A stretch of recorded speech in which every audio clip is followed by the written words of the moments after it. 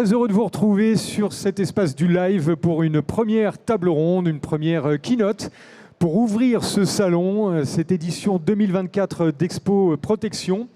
Je suis avec Nicolas Janda. Bonjour Nicolas. Bonjour. Et Cyril Joubert. Bonjour. Bonjour. Alors, tout d'abord, pour commencer cette table ronde et ouvrir votre présentation, on va dire quelques mots sur vous, votre quotidien et vos entreprises. Donc, Nicolas, vous êtes directeur des comptes stratégiques et pilote activité formation chez TH Conseil. C'est ça, tout à fait.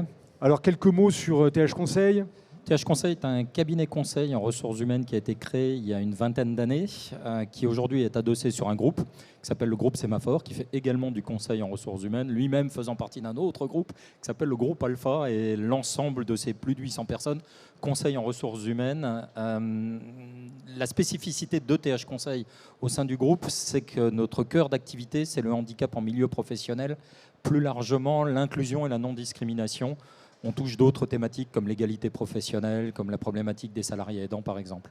D'accord, on va évoquer cette thématique qui est très importante aujourd'hui parce qu'effectivement, voilà, la RSE prend beaucoup de place et effectivement, la diversité est aujourd'hui un sujet majeur pour toutes les entreprises. Cyril, vous êtes ingénieur ergonome chez Novergo. Parlez-nous un peu de votre quotidien et de Novergo, l'ergonomie innovation. Exactement. Alors, nous, à Novergo, on a un cabinet de conseil, études et formations en ergonomie. Donc, on travaille sur tout ce qui va être intégrer l'homme dans le travail, faire en sorte qu'il puisse travailler donc, en santé et associer du coup santé et performance. Voilà. Bien dans le micro. Voilà. Voilà. Donc, allier santé et performance dans le travail. Donc, essayer de travailler en s'épanouissant dans son travail, tout en se préservant pour arriver à 70 ans à la retraite en pleine forme.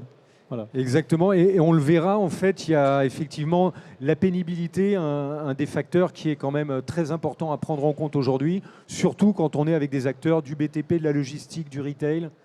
Tout à fait, tout à fait. Donc l'ergonomie, c'est la conception des lignes de production, la conception des bâtiments, et ce qui va de pair du coup avec l'accessibilité, puisqu'effectivement, plus on intervient en amont sur la conception, plus les bâtiments sont accessibles Bien à sûr. tous. Et pour personnes en handicap. Eh bien, moi, je vais rejoindre le public qui s'agrège petit à petit dans la salle. Je suis avec vous en backup et vous allez nous présenter donc cette présentation sur handicap et performance. Effectivement, ce que je vous propose pour rentrer dans le sujet, c'est de poser un concept fondamental, c'est-à-dire la notion de handicap. Alors, elle est définie par la loi. On va en faire ensemble une lecture rapide. Pour autant, après, vous en proposerai une lecture alternative qui va vraiment accrocher avec notre problématique du jour. En fait, cette loi, elle dit quoi ? Constitue un handicap, au sens de la présente loi, toute limitation d'activité ou restriction de participation de la vie en société, subie dans son environnement par une personne en raison d'une altération substantielle, durable ou définitive d'une ou plusieurs fonctions, physiques, sensorielles, mentales, cognitives, psychiques, d'un polyhandicap ou d'un trouble de santé invalidant. Juste pour donner un ou deux chiffres en lien avec ce qu'on est en train d'évoquer là, en France, aujourd'hui, on estime que dans la population globale, toute population confondue, des plus jeunes aux plus âgés, on a à peu près 1 personne sur 5 qui est concernée par un handicap et 1 sur 10 dans la population active. Donc c'est tout sauf un sujet anecdotique. Alors tout le monde ne dispose pas forcément d'une reconnaissance administrative de handicap, on ne va pas rentrer dans ce détail-là, on va s'intéresser aujourd'hui aux premières lignes de la définition. Je vous laisse relire jusqu'au mot « personne », on va le faire ensemble. Constitue un handicap, au sens de la présente loi, toute limitation d'activité ou restriction de participation de la vie en société subie dans son environnement par une personne. Alors déjà, il y a un premier élément qui est intéressant, c'est la notion d'environnement. Si on prend la responsabilité de l'employeur sur une journée de travail d'une personne, c'est du moment où la personne quitte son poste, son domicile, jusqu'au moment où elle va y revenir le soir avec tout ce qui s'est passé entre les deux. Autre élément intéressant, c'est que dans la notion de handicap, on n'est pas dans quelque chose qui est choisi par la personne. Je vais l'illustrer rapidement. La différence entre une personne qui a besoin de quitter son poste, par exemple pour faire des soins, par exemple autour d'un diabète, et la personne qui voudrait quitter son poste pour la pause cigarette. L'un a du choix, l'autre, son organisme, lui impose d'eux. Donc effectivement, cette notion de subi est importante parce qu'on va parler dans un petit moment de la compensation du handicap, c'est-à-dire de la capacité à reconstruire une égalité des chances entre des individus. Ben évidemment, l'idée, c'est de reconstruire autour des problématiques de personnes qui subissent, pas de celles qui choisissent. Et le cœur de ce qui va nous intéresser là, c'est que finalement, pour aborder le handicap en milieu professionnel, on n'a pas besoin d'être médecin. Le médecin du travail va faire son boulot côté pathologie, mais le manager, le RH, le référent handicap ne sont pas des pathologistes. Donc si on leur donne des termes médicaux, hormis le fait qu'en plus chacun est protégé par l'article 9 du Code civil, protège votre vie privée, y compris votre secret médical, vous n'avez pas à évoquer le nom des pathologies, en fait, ça n'a pas de sens pour l'employeur en tant que tel, parce qu'il ne sait pas faire un diagnostic. Par contre, ce qu'un manager, par exemple, est tout à fait capable de comprendre, c'est les conséquences de ce que vous avez sur votre activité, sur un déroulé pratico-pratique. Les conséquences, ce n'est rien d'autre que les limitations d'activité ou les restrictions de participation. Donc on voit quoi? Qu'en fait, la définition du handicap, elle s'applique évidemment aux personnes qui ont une problématique de santé ou une déficience, parce qu'une personne qui serait née avec un bras en moins n'est pas malade, mais il y a une déficience. Donc effectivement, on va parler de reconstruction d'égalité des chances autour d'une déficience. Mais finalement, cette définition, elle est beaucoup plus large, parce que comme elle est contextuelle, elle est environnementale, toute personne, à un moment donné, en décalage par rapport à un environnement, se retrouve en situation handicapante. Alors, si on regarde maintenant un petit peu le cadre légal de ce qui existe déjà autour des aménagements du travail. Là, ça, c'est l'obligation de l'employeur dans le Code du travail. Clairement, ce que vous dit ce texte en substance, c'est assez simple. C'est le travail s'adapte à l'homme pour l'inverse. Je pense qu'on est à peu près toutes d'accord que dans la vraie vie, c'est pas exactement comme ça que ça se passe. Et c'est tellement pas comme ça que ça se passe qu'on essaye de faire en sorte. Mais l'être humain a quand même une particularité. Quand il n'a pas le droit, il prend le gauche, quoi. Donc il y a souvent effectivement des trous dans la raquette. Et il y a tellement de trous que le législateur, il a, on va dire, identifié que les personnes en situation de handicap sont plus concernés encore que les autres par une forme de fragilité et qu'il fallait renforcer ce droit du travail par un autre droit qui s'appelle le droit à la compensation du handicap. Plus précisément, on parle de la compensation raisonnable du handicap. Alors, vu l'heure matinale et tout, je vous évite le texte de gauche, c'est un petit peu compliqué, on va plutôt prendre son petit résumé à droite. En fait, une compensation du handicap, c'est quoi ? C'est la capacité de l'employeur de mobiliser des moyens pour analyser le besoin d'une personne, c'est-à-dire les conséquences de ce qu'elle a sur son activité et d'aménager les conditions de travail. On reviendra sur ces aménagements dans un petit moment, notamment avec Cyril. Ce n'est pas la porte ouverte à tout. On parle de compensation raisonnable. Comme dans la prévention des risques, ce qui va être étudié autour d'une situation individuelle, ce n'est pas forcément d'avoir trouvé ou pas la solution, c'est par contre, est-ce qu'on a engagé ou pas sa responsabilité dans le sens, est-ce qu'on s'est donné une obligation de moyens, peut-être pas de résultats, pour chercher des solutions, quitte à ce qu'à la fin de l'analyse, on finisse par se dire c'est pas raisonnable. Parce que le défenseur des droits, il a défini, je vous fais un résumé, la notion de compensation raisonnable en disant qu'il n'impacte pas significativement le fonctionnement de l'entreprise. On pourrait avoir exactement la même logique autour de la prévention et de la productivité. C'est le juste équilibre entre les deux. Ce qui va compter, c'est le raisonnement qu'on met en œuvre et est-ce qu'on s'est donné tous les moyens pour trouver une solution raisonnablement fonctionnelle. Alors une compensation, ça sert à quoi ? Ça sert à accéder à un emploi ou à le garder. Et il va falloir acculturer l'ensemble des acteurs de l'entreprise à parler handicap. Parce que comme on l'a dit, par exemple, la notion médicale, elle n'a pas lieu d'être dans le monde de l'entreprise, hormis le médecin du travail. La partie émotionnelle, je ne vais pas nier qu'elle existe, mais on n'est pas là pour ça. Là, le côté caritatif de l'emploi d'une personne handicapée, je vais le mettre de côté parce qu'on parle là de l'entreprise ordinaire, sans dénigrer quoi que ce soit au niveau caritatif. On n'est pas sur les mêmes populations. Là, on va parler, dans notre sujet du jour, de permettre à des personnes d'exprimer leurs compétences. Donc, sont-elles dans un environnement qui permet de le faire ? Ça veut dire quoi ? Ça veut dire qu'il faut qu'à la fois le côté employeur, mais aussi le côté salarié, soit capable de parler de façon professionnelle de son handicap, c'est-à-dire sous l'angle de ses conséquences. Et pour finir, tout simplement, le côté global de tout ça, la compensation est un droit à partir du moment où un salarié a déclaré administrativement son handicap à son employeur. Mais je rappelle, un droit à l'étude de la situation, pas forcément au fait de trouver une solution coûte que coûte. Je pense que vous avez un jour déjà vu ce petit schéma. Il dit plein de choses. Il y a énormément d'enseignements à en tirer.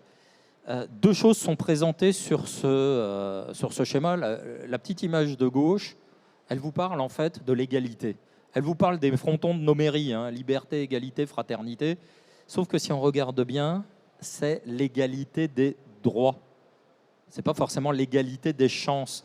Notre petit bonhomme, il a la même chose que les autres et pourtant, il n'a pas une égalité des chances. Pour vous essayer de vous transposer ça dans des situations de handicap, prenons un exemple, une personne qui aurait un trouble 10, par exemple une dyslexie, c'est-à-dire une difficulté à la lecture et à l'écriture, qui va entraîner des incompréhensions, des lenteurs, des fatigues, etc. Et dans l'entreprise, qu'est-ce qu'on fait au moment où on recrute? On fait passer par exemple des tests de personnalité, de compréhension, de logique. Alors ils ont beaucoup évolué évidemment depuis les 20 dernières années, un certain nombre d'entreprises les ont même abandonnés, d'autres s'y accrochent toujours. N'empêche qu'un certain nombre de ces tests, c'est 60 questions, 15 minutes. Comment elle va faire, la personne en situation de handicap, avec son trouble 10, alors qu'elle est plus lente? Ça n'affecte absolument pas ses capacités intellectuelles, ce trouble. Pour autant, elle a toutes les chances de louper le test. Sauf si, potentiellement, elle a eu la possibilité de lever la main à un moment donné et de dire « Ah, attention, moi j'ai besoin d'un aménagement ». Oui, je t'en prie. Alors, petite précision, 10, typiquement, on a plusieurs typologies de problématiques liées à des problématiques de 10. Par exemple, une personne confond les lettres. Donc, la lenteur de la lecture et de la compréhension vient de la difficulté à lire de façon naturelle une écriture standard. Voilà. Effectivement, il s'agit simplement d'un câblage, on va dire, neuronal qui ne s'est pas fait au moment du développement comme il devrait se faire dans la norme, mais qui n'impacte absolument pas les capacités intellectuelles. Beaucoup de personnes 10 sont d'ailleurs multi-10, 10 calculiques, 10 praxiques, 10 phasiques ou autres. Einstein était multi-10. Il me semble que ses capacités intellectuelles étaient relativement intactes. Même inventé la bombe nucléaire, mais ça, je ne sais pas si c'était une bonne idée. Mais plus sérieusement, ce que nous montre ce petit dessin, c'est qu'en fait, quand on parle compensation, aménagement des conditions de travail pour le petit bonhomme, en fait, on ne parle pas de lui apporter un avantage. Quand on dit reconstruction d'égalité des chances, en fait, on va parler de rattrapage d'un désavantage subi, et je rajouterais en l'absence d'un choix alternatif simple à la portée de la personne. Là, donc, clairement, ça signifie que pour que cette personne puisse exprimer ses compétences, par exemple, la capacité à commenter un match, il va falloir que l'employeur se questionne sur comment j'aménage ses conditions de travail pour que son expertise du sport puisse être exploitée. Là, elle n'est pas remise en cause, son expertise. Elle est juste bloquée, entravée par un environnement qui n'est pas adapté. Donc, elle subit bien et elle n'a pas de choix alternatif simple. En même temps, la partie de droite nous parle donc de l'égalité des chances, cette fois-ci, c'est-à-dire de l'équité. Il y a un énorme prérequis qu'on n'utilise absolument pas d'ailleurs dans l'égalité, voire l'égalitarisme, c'est comment savoir que les personnes ont des besoins différents les uns des autres. Et là, le dessin, il biaise complètement la perception des choses. Je vais juste vous rappeler que 80% des handicaps sont invisibles. Comment je sais lequel a besoin de quelle caisse? Ça, c'est déjà une première question qui va se poser. Donc, dans le cadre d'une politique d'entreprise, va déjà être à questionner, on va dire, le climat de confiance autour du sujet. Est-ce que l'entreprise crée des conditions qui permettent à la personne de lever la main pour dire « moi, l'environnement tel qu'il est là, il ne me convient pas ». Et là, tout de suite, vous vous rendez compte qu'il y a des moments de la vie de l'entreprise ou du candidat ou du futur salarié où on n'a pas forcément envie de lever la main. Par exemple, le moment du process de recrutement. Sauf à s'ennuyer terriblement dans sa vie. Et aller à combler ses journées en allant passer des entretiens de recrutement, si on y va, c'est qu'on a envie, entre guillemets, de gagner la partie. Donc, on va minimiser tout ce qui risque de nous faire perdre. Aujourd'hui, il y a encore quelques chiffres. Je suis désolé d'abreuver de chiffres, mais c'est quand même des réalités. Le défenseur des droits, depuis 2019, 2018 même, nous dit que le handicap, c'est la première cause de saisine de ses services. Le taux de chômage des personnes handicapées, c'est le double du taux de chômage ordinaire. Même quand il baisse, il reste au double. Donc on pourrait conclure que ce n'est pas une super carte de visite que d'évoquer un handicap dans un recrutement. Alors oui, vous allez me dire, il y a l'obligation d'emploi de travailleurs handicapés, etc. Oui, enfin, c'est vrai qu'il y a les 6% de l'effectif qui doit être tenu par des personnes en situation de handicap, etc. Bah, malheureusement, aujourd'hui, ou heureusement, je ne sais pas. Déjà, il faut constater des choses. Cette obligation de 6%, elle date de 87. 1987, on était un peu à moins en moyenne, à moins de 3% de taux d'emploi des personnes handicapées. Aujourd'hui, on est à 3,5, 40 ans après. Donc si ça marchait super bien, si c'était un bon levier pour trouver un emploi, ça se saurait. Donc là, il y a une vraie problématique, c'est déjà d'identifier au moment d'un recrutement, mais même une fois dans l'entreprise, est-ce que la personne déclare ou pas sa situation, déclare ou pas un besoin spécifique. Là encore, se dire, ah bah oui, on va utiliser le moment de la rencontre, de l'entretien annuel, par exemple, pour évoquer, balayer tous les sujets, et donc peut-être celui du handicap ou de la santé, etc. Bah, si la personne est en attente d'une promotion, d'une évolution autre, bah là peut-être encore qu'elle va minimiser. Donc on va devoir se poser vraiment la question au fil de l'eau, quand et comment on peut obtenir cette information qu'une personne se retrouve en difficulté et inclure dans nos réflexions, au-delà du fait qu'elle n'est peut-être pas motivée, qu'elle n'aurait pas eu la formation, qu'elle a trop de travail, etc., se dire mais il y a peut-être aussi une problématique de santé derrière. Si c'était que ça, bah, finalement on n'aurait pas besoin d'être avec vous aujourd'hui parce que de la communication pourrait suffire. Bah non, en fait. Parce qu'il va falloir trouver les bonnes caisses à mettre. Et là, mon partenaire, Cyril, bah, il va entre autres rentrer dans le jeu, parce que trouver les bonnes caisses, c'est pas forcément que du matériel, les caisses. On va reparler un petit peu des aménagements qu'on peut avoir. On va voir qu'en fait, là encore, si ce n'était que du matériel, ce serait peut-être pas si compliqué que ça. Sauf que pas de chance, il n'y a que 20% des personnes en situation de handicap déclarées auprès de l'employeur qui ont besoin d'un aménagement dit technique, c'est-à-dire matériel de l'environnement de travail. Ça veut dire qu'il va falloir chercher ailleurs. On a encore d'autres problèmes qui se posent là-dessus. C'est qu'on a dit que le handicap est invisible. Bah d'accord, donc les trois petits bonshommes, quand ils se regardent, bah ils se voient à peu près identiques. Sauf que les caisses, est-ce qu'elles sont invisibles ou pas? Pas forcément. Du matériel sera visible, bien sûr, mais même des aménagements horaires, de productivité ou de choses comme ça vont très rapidement être perçus par les autres. Moi, je me mets à la place du grand bonhomme, n'ayant aucune information potentiellement sur ce qui se passe autour de lui. Tout ce qu'il voit, c'est que lui, il n'est pas traité comme les autres. Donc on est en train de transformer un problème de reconstruction d'égalité des chances pour le plus petit des bonshommes en une potentielle difficulté managériale par une perception biaisée du favoritisme, etc. J'aime bien les petites maximes, les trucs qu'on retient facilement. Ben, il y en a une qui est facile à retenir. Tout ce qu'on ne sait pas, on l'invente. Ben, donc ça pose quoi? Ça pose aussi un élément, c'est que pour pouvoir avancer sur ce sujet, pour que le petit bonhomme puisse exprimer ses compétences, il faut déjà qu'il soit en situation de lever la main dans un environnement adapté.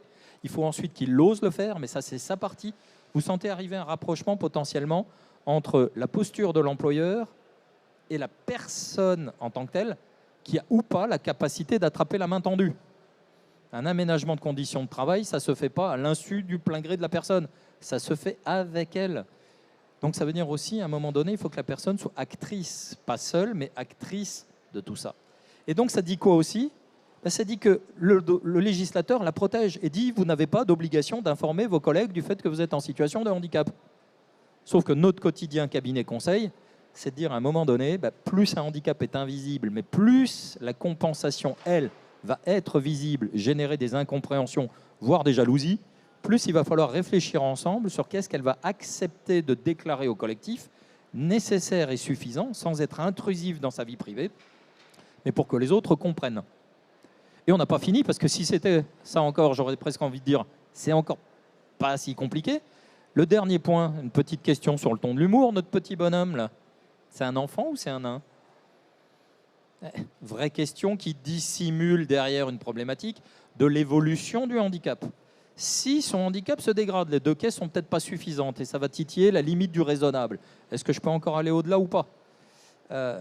Mais si jamais il grandit, ça veut dire que son handicap diminue. Et je vous rappelle qu'une compensation, c'est le rattrapage d'un désavantage subi.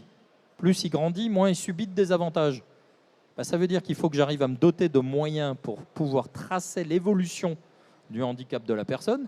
Parce que si jamais je ne le fais pas et que je lui laisse les deux caisses, Dans 3-4 ans, quand il aura la taille du bonhomme de droite, ça veut dire qu'il touchera le haut de l'image. Avec les 2 caisses, il va s'asseoir dessus. On est passé de compensation, rattrapage d'un désavantage, à favoritisme, apport d'un avantage.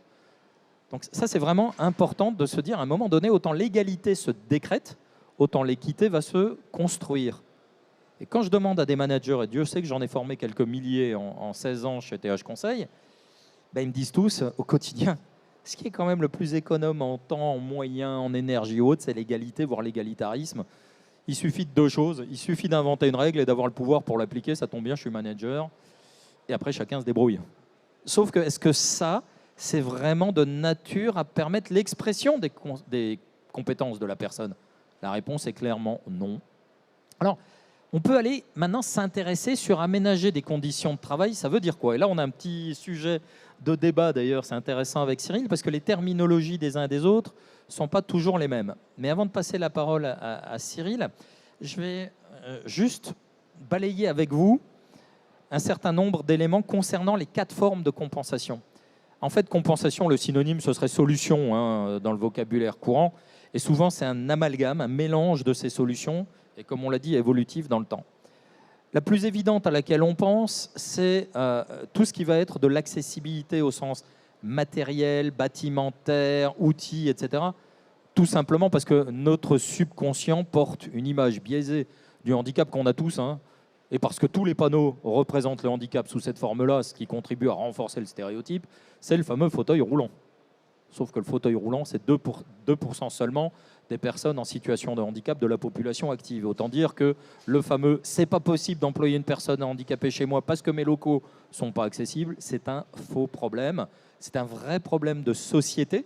Par contre, dans la sphère publique, c'est un faux problème en matière d'employabilité qui peut se résoudre au cas par cas et pas forcément à coût de dizaines de millions dans une entreprise, à la différence de ceux dont on a besoin. Là, c'est peut-être plutôt en milliards dans la sphère sociale.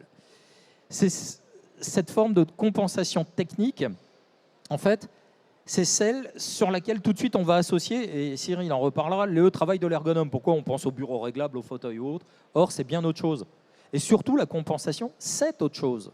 C'est notamment l'organisation du travail. Et là, on est en train de changer de monde. À tous les managers à qui j'ai posé la question, ils me disent tous, ce qui est le moins traumatisant, le plus facile à changer au quotidien, c'est simplement du matériel. Pourquoi? Parce qu'il suffit de trouver une compétence pour évaluer le besoin, un fournisseur et un mode de financement. Et pour ça, il y a des aides, il y a des politiques handicap, il y a la GFIP qui finance, etc. Et puis, ça concerne souvent que la personne. La fauteuil ergonomique, elle a des chaussures de sécurité adaptées, elle a un casque adapté, un casque anti-bruit ou autre spécifique. Bon, très bien, ça la concerne elle, c'est pour elle. L'organisation, ça la concerne elle. Ça va questionner souvent le travail avec le collectif.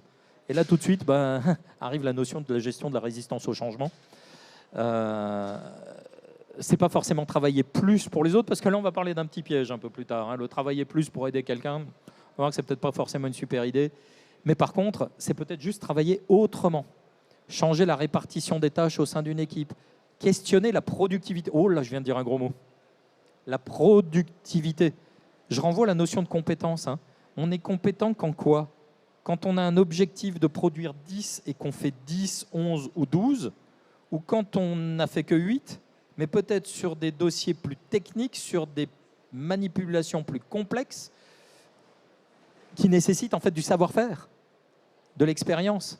Et là aussi, ça questionne. C'est tellement simple de rentrer dans un tableau Excel, tout le monde va faire 10. Tu as fait 10, c'est bien, tu as ta prime. Tu as fait plus que 10, tu as une prime majorée. Tu n'as pas fait 10, tu n'as pas de prime. Sauf qu'en fait, j'ai peut-être traité des dossiers moins nombreux, mais plus techniques.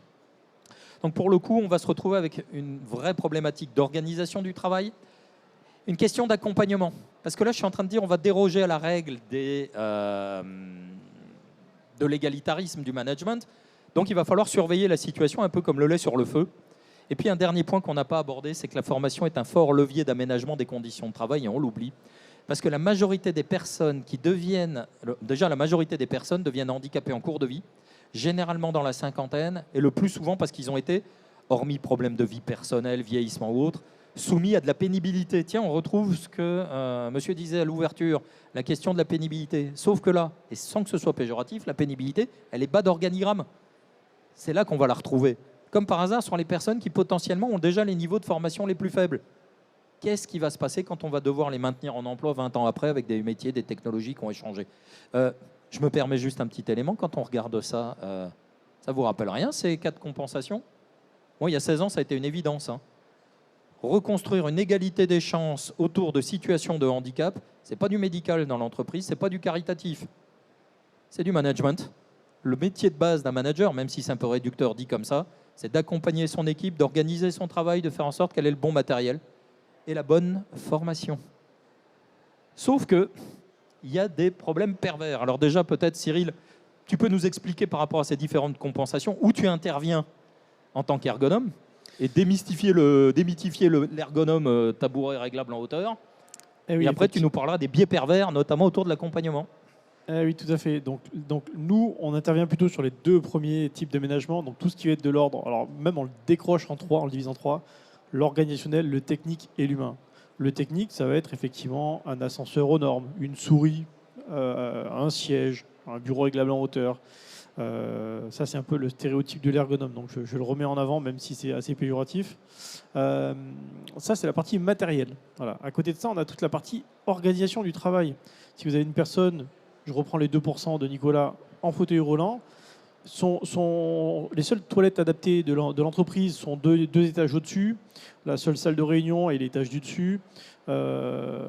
Déjà, pourquoi il se situe à un étage où il n'y a ni toilette adaptée, ni salle de réunion sur laquelle il peut accéder?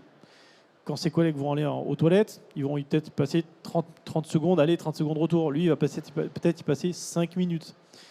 Là, on est déjà dans une situation de handicap dans l'entreprise. Donc l'organisationnel, ça va peut-être essayer de questionner pourquoi lui et son équipe ne pourraient pas se situer à l'étage des toilettes ou de la salle de réunion, aux endroits où il a le plus d'évolution dans la journée de travail. Ça, c'est l'organisationnel. Pourquoi je trie mes dossiers, je range mes dossiers en vertical et pas en horizontal, à la hauteur de mes épaules, si j'ai une problématique au niveau des épaules.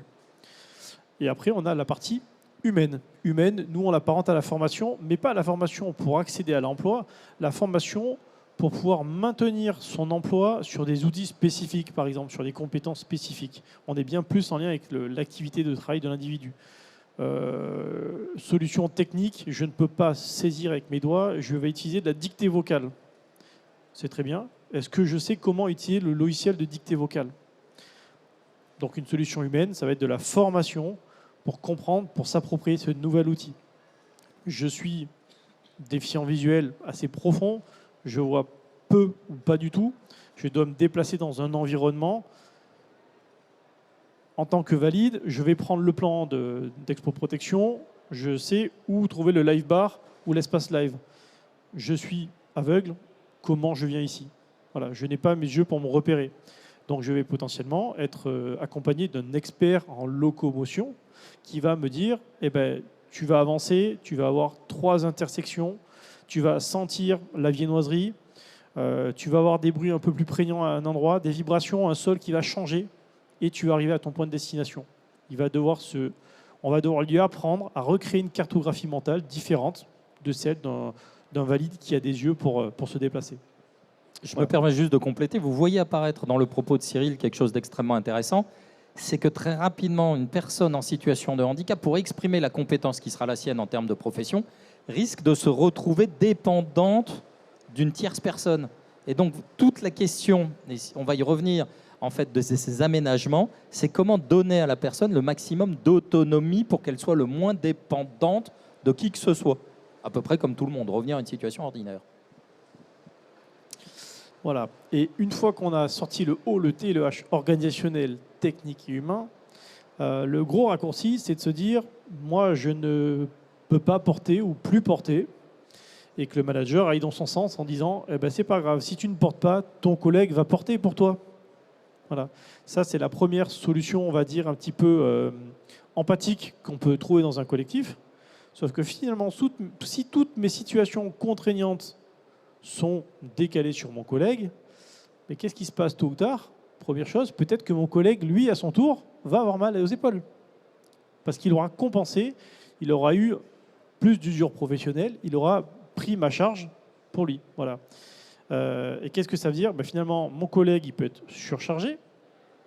Finalement, au bout d'un moment, moi qui ai un handicap, je vais peut-être devenir le vilain petit canard de l'équipe parce que je fais moins, ou du coup tout le monde m'aide et se fatigue pour moi.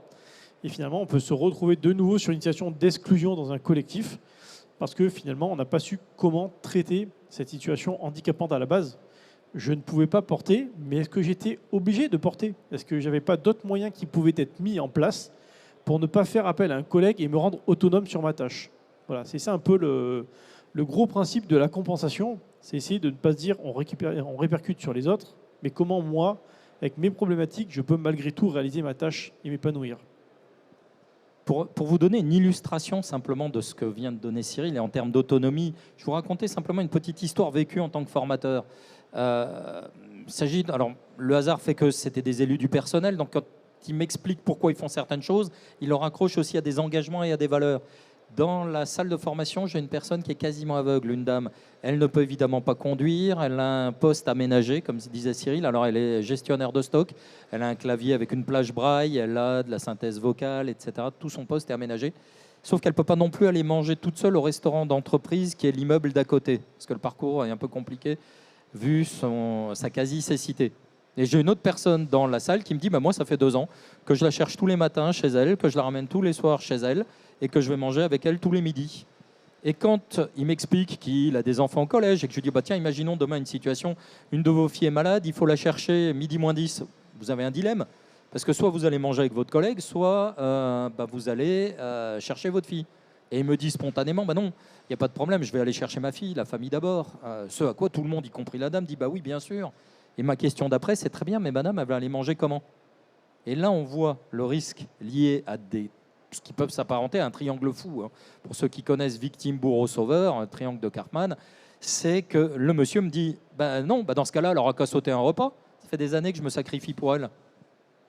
Ce qui s'est passé, c'est que cette personne, la dame, s'est sentie hyper dépendante à ce moment-là. Sauf que quand on regarde bien une analyse de situation, qui est responsable de ce qui vient de se passer, hormis moi qui ai posé les mauvaises questions, entre guillemets, j'ai approché l'allumette du baril, c'est qu'en fait, le management, par simplicité, a dit la situation s'autogérait dans l'équipe, sauf qu'en fait, n'a pas vu que c'était quand même plus lourd que ce que la personne pensait à faire tous les jours, qu'il pouvait y avoir des points bloquants, ce que vient de dire Cyril, hein, la personne, à un moment, elle coince elle-même pour des raisons exogènes même à la relation avec la personne handicapée. Le deuxième élément, c'est que, la deuxième personne responsable, c'est la dame en question. Juste pour illustrer un petit peu plus, elle a quand même accepté une dépendance au point tel qu'elle-même étant mariée, imposait ses congés qu'elle prenait, elle les imposait à son mari et elle les prenait comme son chauffeur. Et puis finalement, le dernier responsable, c'est le chauffeur en question, qui a créé un véritable lien de dépendance, parce qu'on ne va pas rentrer dans les détails, ça lui faisait du bien à lui de se sentir valorisé au quotidien. Sauf que la solution, elle ne passe pas par un acte de recadrage émotionnel du bien, pas bien, etc., mais bien par une réponse managériale. Si je me permets de remonter sur le dessin là, comment cette dame qui est la petite personne, je lui redonne sa capacité d'arriver au travail pour exprimer sa compétence, son professionnalisme de gestionnaire de stock, indépendamment d'un chauffeur. Pareil, comment est-ce qu'elle peut aller manger indépendamment? Et donc c'est là qu'effectivement, il va y avoir plein de solutions. Dans l'exemple que je donne, qu'est-ce qu'ils ont trouvé comme solution? Alors en urgence, le soir même, le taxi, c'est une compensation technique. Cyril, je te vois arriver tout de suite, tu vas dire le taxi c'est bien, mais enfin ça coûte cher. C'est une indépendance relative. Le mieux, ce serait de pouvoir faire comme tout le monde. À défaut de conduire, les gens qui ne conduisent pas, ils prennent les transports en commun. C'est là qu'on va avoir besoin de quelqu'un, potentiellement un expert, qui va dire est-ce que cette personne est en capacité de mobiliser cette autonomie? Deuxième élément, la cantine. Oui, ok, au début, quelqu'un de la cantine va venir la chercher de façon exceptionnelle, c'est une prestation, c'est payant, ok, très bien. Dans la durée, ça veut dire qu'elle est dépendante une fois de plus de quelqu'un. Là encore, je vais avoir besoin de Cyril. Pourquoi?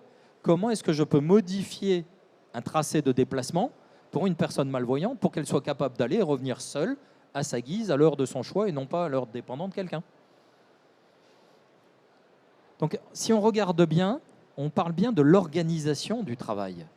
Et tout ce qu'on est en train de dire depuis le début, et on va vous passer la parole à la salle pour des gens qui ont des questions, c'est que quand on parle de handicap, tout de suite, on pense aux difficultés induites. Et effectivement, les difficultés, c'est le désavantage que subissent les personnes. Pour autant, on peut en voir un côté positif, c'est de se dire finalement, confronté à des situations qu'on n'a jamais rencontrées auparavant, il y a de fortes chances qu'on trouve des solutions auxquels on n'aurait jamais pensé sans cela. Alors sans dire que le fait de gérer potentiellement des difficultés, c'est une aubaine, parce que ok, ça va prendre du temps, des moyens, etc.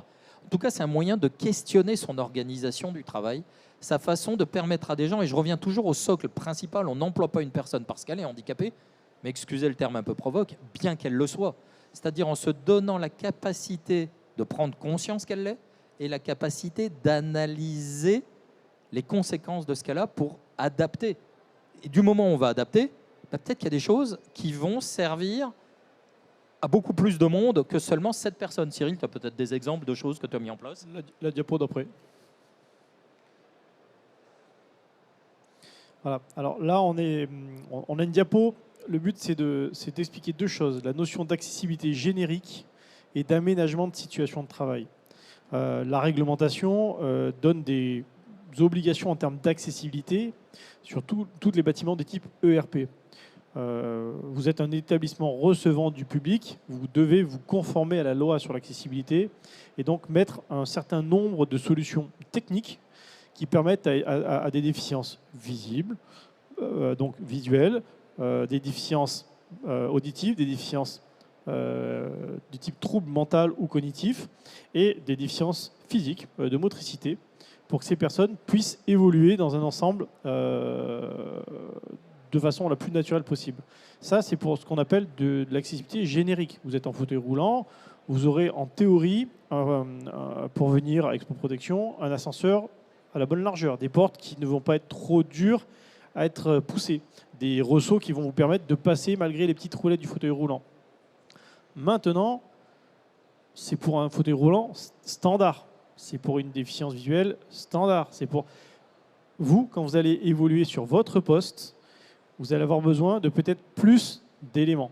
Voilà. Et dans ce cas-là, on vient faire appel à ce qu'on appelle l'aménagement de la situation de travail, qui est finalement l'accessibilité individuelle, vraiment sur les besoins intrinsèques de l'individu à son poste. Ça arrive après coup. Voilà. Au niveau de l'accessibilité générique, on va parler à la base d'éléments en faveur de la personne handicapée. Si je vais aux toilettes, ce qu'on a fait tout à l'heure avec Nicolas, en allant aux toilettes au bout de l'allée, les toilettes accessibles sont au rez-de-chaussée. Pourquoi? Parce que finalement, les seules toilettes de la zone sont en haut de marche. Et oui, vous voyez arriver, une personne en fauteuil roulant ne pouvait pas monter les marches. Donc économiquement, peut-être qu'un monte-personne n'était pas viable, on a mis des toilettes en bas. C'est complètement compréhensible, c'est acceptable. Maintenant, une personne qui est en déficience visuelle, comment elle va monter? Elle va devoir tenir la rampe. Donc il faut quelque chose pour la guider. Il va falloir l'alerter qu'on va monter. Donc on a la première et la dernière marche qui vont avoir des contraintes, des contrastes visuels. Vous verrez qu'elles sont plus claires ou plus foncées pour vraiment montrer à quel moment je vais devoir commencer à monter, à quel moment j'ai fini. Dans l'autre sens, on ne voit pas cette contre-marche. Donc on va avoir des petits picots pour dire attention là, si tu continues, tu risques de chuter. Il y a quelque chose qui se passe devant toi. La même chose quand vous êtes à une intersection, par exemple un passage piéton. Okay. Là, on est sur l'accessibilité générique. En quoi elle peut aider n'importe qui? Demain, vous venez à vous faire mal à boiter. Ben, cette accessibilité, la rampe, elle va vous permettre malgré tout d'accéder aux toilettes. Vous n'êtes pas handicapé, vous n'avez pas une carte RQTH. Maintenant, temporairement, vous avez un handicap. On n'a pas parlé des handicaps, du coup, on a rapidement énoncé au début, mais le handicap, il peut être durable, évolutif, peut-être en moins bien, mais il peut être aussi temporaire, voire se résorber et disparaître. Le jour où vous cassez une cheville, vous avez un plâtre et des béquilles, vous êtes handicapé. Maintenant, il y a fort à parier que rapidement, vous n'allez plus être handicapé. Voilà. Je me permets, arriver devant l'escalier avec un gros carton dans les bras, vous serez content de sentir les bandes podotactiles qui vous préviennent de la première marche, parce que pour le coup, vous ne l'avez peut-être pas anticipé correctement. Exactement. Le jour où vous êtes enceinte, alors je regarde la salle, mais plus particulièrement les femmes, le jour où vous êtes enceinte, il y a bien un moment où vous allez avoir votre centre de gravité qui va être déporté pour ne pas tomber en avant. Vous allez avoir du mal à voir ce qui se passe devant, vous allez avoir une surcharge uniformément répartie, malheureusement pas uniformément répartie. Tout ça, vous êtes en situation de handicap. D'ailleurs, vous avez des caisses, si vous allez dans les magasins, handicapés et personnes enceintes. Voilà. Donc c'est une forme de handicap temporaire. Voilà. Donc finalement, ce qui peut être mis au service de l'activité générique pour une personne handicapée sert aussi au quotidien à tout le monde. Voilà. On peut peut-être passer aux questions. Il y avait un exemple Ouais, tout à vraiment fait. il est très spécifique, donc autant favoriser les questions. Tout à fait. Je voulais revenir là peut-être sur deux choses. Qui a une question là dans la salle ou qui est concernée un peu par Madame au fond. Madame, j'arrive tout de suite. Ou on vous passe le micro? Thibaut, tu as un micro, c'est parfait. Bonjour, je suis infirmière en médecine du travail. J'avais une question. À quel moment la RLH peut intervenir dans ce genre de situation? La reconnaissance de lourdeur du handicap, elle devrait intervenir, j'allais dire, le plus en amont possible, mais comme toute forme de compensation, elle devrait intervenir le plus en amont. Le problème, c'est que très souvent, elle intervient tardivement parce que c'est à partir du moment où les compensations classiques qu'on a plus ou moins mis en place trouvent vraiment leurs limites. Et donc, on est vraiment en réaction plutôt qu'en anticipation. Et ça, mais ça, c'est une constante. Ce n'est pas que la question de la RLH, c'est même tout simplement la déclaration simplement du statut de travailleur handicapé. Je vais le dire de façon triviale et peut-être très mal formulée, mais très souvent, elle intervient une fois que la personne a déjà bien la tête dans le mur. C'est-à-dire qu'on est vraiment dans une logique de réparation et non pas de se dire, comme disait Cyril, la situation de handicap, elle n'est pas liée au statut de travailleur handicapé. Le statut de travailleur handicapé, c'est juste un moyen de mobiliser certains acteurs ou certains moyens de financement supplémentaires. Ça élargit le champ des possibles. La question, c'est ce qu'on arrive à le faire uniquement quand la situation est, un terme qui va vous parler, on en est à l'inaptitude, c'est-à-dire qu'on a la solution de reclassement quasiment, ou est-ce qu'on est capable d'introduire cette logique déjà au moment de la restriction d'aptitude, voire des premières restrictions, et de se dire, plus je le fais en amont, plus je suis dans la prévention, plus je peux aménager, comme le demande finalement la loi, c'est dommage qu'il ait fallu attendre 2021 pour que la loi santé-travail le confirme, mais aménage le poste de travail avant d'envisager une mobilité. Cyril, quelque chose à rajouter dessus, sur cette question? C'est clair. Tout est Après, dit. l'aménagement dit ergonomique, il vient pour essayer de compenser au maximum, mais la RLH, effectivement, plus elle est en amont, plus elle est bénéfique pour prévenir de l'exclusion de l'individu. Et si on regarde la RLH, c'est un levier financier qui élargit le champ des possibles de l'employeur pour essayer de rendre plus raisonnables certains aménagements de conditions de travail.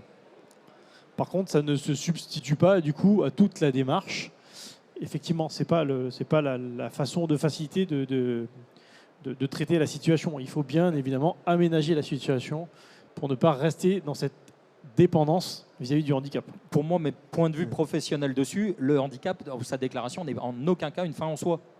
La fin en soi, c'est la capacité de la personne d'exprimer ses compétences de la façon la plus autonome possible. Tout le reste, ce sont que des moyens, quoi. Carrément. Et on s'aperçoit là en vous écoutant qu'on a une vision du handicap qui est très primaire et très schématique finalement, et que ça englobe une multitude de situations. Ce que vous avez évoqué, des handicaps qui se révèlent en cours de carrière. J'entends moins bien, je vois moins bien. Est-ce que je le cache? Est-ce que je le dis? Les maladies chroniques, les maladies chroniques, le cancer, les allergies professionnelles, l'allergie à des produits, etc. Tout ça sont des choses qui arrivent en cours de vie et qui ne sont pas forcément associées à du handicap. En tout cas dans l'esprit des gens. Tout à fait. Et je pense à une personne avec qui j'ai souvent travaillé sur les événements, qui est diabétique. Par exemple, on a une contrainte quotidienne de prise de sang, de surveillance permanente. Et en fait, on s'aperçoit que ces personnes-là développent une gestion à la fois du risque, du temps, qui est très, très augmentée finalement. Et ça leur donne des aptitudes différentes et supérieures sur certains côtés. Alors, effectivement, vous précisez bien sur certains côtés. Sur certains côtés, bien sûr. Pour autant, le fait d'être handicapé n'est pas une compétence en tant que telle, mais peut permettre de développer d'autres. Je vais faire le parallèle avec la situation des salariés aidants, tout simplement, en sortant du handicap. Aujourd'hui, le problème, c'est que le salarié aidant, par exemple, amené à devoir quitter son emploi pour s'occuper d'un proche, quand il revient, il y a évidemment déjà tout le temps qu'il a passé en dehors de l'entreprise à rattraper. Et la question, c'est qu'est-ce qu'il aurait acquis? Donc, mettre en place un bilan de compétences pour dire, mais finalement, dans cette expérience, alors il ne faut pas le faire au moment de l'expérience, il faut la laisser atterrir, se poser, évidemment, capitaliser, mais quelques temps après son retour, dans les mois qui suivent, envisager un bilan de compétences et de se dire, mais qu'est-ce qu'elle en a appris? Qu'est-ce que moi, employeur, je vais pouvoir valoriser? Je prends quelques exemples. Là encore, il ne faut pas généraliser, ce n'est pas le cas pour tout le monde. Le sens des priorités. La loyauté, la priorisation des agendas, la gestion des agendas complexes et multiples. Donne quelques Gestion exemples. du stress Gestion des aussi. sous-traitants, gestion du stress. Gestion du stress, parce que quand on est avec quand on est Diplomatie, aidant, ouais. empathie, alors Mm. à mesurer. C'est pour ça que je parle de bilan de compétences. Mais voilà, on est sur des choses. Et sur le handicap, effectivement, le handicap n'est pas une compétence en tant que telle, mais a-t-il permis à une personne d'en développer? Possiblement, oui. Par contre, il ne faut pas tomber dans l'angélisme du handicap. Tout à fait. Cyril. Voilà. Et puis je voudrais dire, effectivement, la personne qui est diabétique, c'est aussi une charge mentale supplémentaire. C'est-à-dire que vous dites, bon, je vais organiser mon salon, j'installe mon stand, après je vais, je sais pas, préparer la sono, après je prépare la vidéo. Elle va se dire, je prépare mon stand, par contre, à 10h, j'ai ma prise de sang. Je reviens, je vais faire ça. Après, je vais installer le sono. Ah, mais par contre, entre-temps, je vais repartir là-bas. Et du coup, tout ça, c'est finalement quelque chose qui vient polluer le raisonnement et l'organisation au quotidien. Donc, la personne va s'hyperstructurer quelque part, mais en contrepartie, elle va donner plus d'énergie dans cette tâche qu'une autre. Et là, du coup, effectivement, comment intégrer ça pour se dire, est-ce que la personne elle doit faire autant que les autres? Est-ce qu'elle peut faire autant que les autres? Parce qu'elle va donner forcément plus pour y parvenir. Ça questionne Exactement. le terme que j'emploie depuis le début, celui de compétence. C'est-à-dire Oui. que ça nous renvoie un fondamental qui ne renvoie même pas au handicap. On ne parle pas de handicap. C'est être capable de définir la notion de compétence. Et ça, je pense que c'est aussi vieux comme débat que les ressources humaines, quoi. Peut-être une dernière question. Est-ce qu'il y a une autre question? Peut-être revenir sur ce que vous avez dit tout à l'heure, Nicolas. C'était l'égalité, ça se décrète, et l'équité, ça se construit. C'est une notion qui est intéressante, ça, de se dire, de faire la différence déjà entre les deux mots. L'égalité et l'équité, ça se construit. Il y a une volonté managériale finalement dans cette construction et qui peut servir au-delà du handicap finalement. Largement. Ça déborde ça, c'est de se dire, tiens, comment je fais bien travailler toutes mes équipes en prenant en compte le handicap, mais aussi plein d'autres facteurs, un nouveau bébé, etc., etc. Ça ouvre sur plein de champs, finalement. C'est exactement l'exemple que vous donnez là. Je répète à longueur de temps, encore une petite phrase, mais le handicap se compense, un salarié se manage. Comprendre quelqu'un, ce n'est pas tout accepté de sa part. Pour vous donner un petit exemple comparatif d'analyse de situation équitable, on peut prendre une personne handicapée qui a besoin de soins 2 à 3 fois dans la semaine à des heures fixes, qui peuvent entraver son activité professionnelle, et une famille monoparentale, un homme ou une femme avec un enfant en bas âge ou des enfants en bas âge. On n'est pas loin de la situation. Oui, spontanément, les managers, ils me disent quoi? Celui qui est prioritaire dans mon équipe, si je ne peux pas satisfaire tout le monde à 100%, c'est la personne handicapée parce qu'elle a le droit à la compensation. Et moi, je leur dis, oui, elle a le droit à ce qu'on analyse son besoin. Maintenant, allons regarder le rattrapage du désavantage subi, c'est-à-dire les contraintes sur le travail, et intégrons dedans le choix alternatif simple. Est-ce que votre salarié en situation de handicap a un choix simple avec son praticien de décaler peut-être certains de ses rendez-vous? Parce que dans l'absolu, bon courage pour aller décaler les horaires de la crèche si vous êtes un parent d'un enfant. Ouais. Et donc, en fait, la priorité en matière d'équité, c'est peut-être pas systématiquement la personne handicapée. C'est une question d'un raisonnement, vraiment l'équité est un raisonnement. Eh bien, il est 10h50 pile pour cette première conférence. On termine à l'heure, on a commencé à l'heure, on termine à l'heure, c'est merveilleux. Merci à tous les deux d'être venus ouvrir cette session. On peut vous applaudir. Et voilà, merci à tous les deux. On se retrouve dans 10 minutes sur cet espace live et où nous allons parler de la directive Nice 2 qui arrive sur la sécurité physique et qui va concerner énormément de monde. Soyez avec nous et très bon salon à toutes et à tous.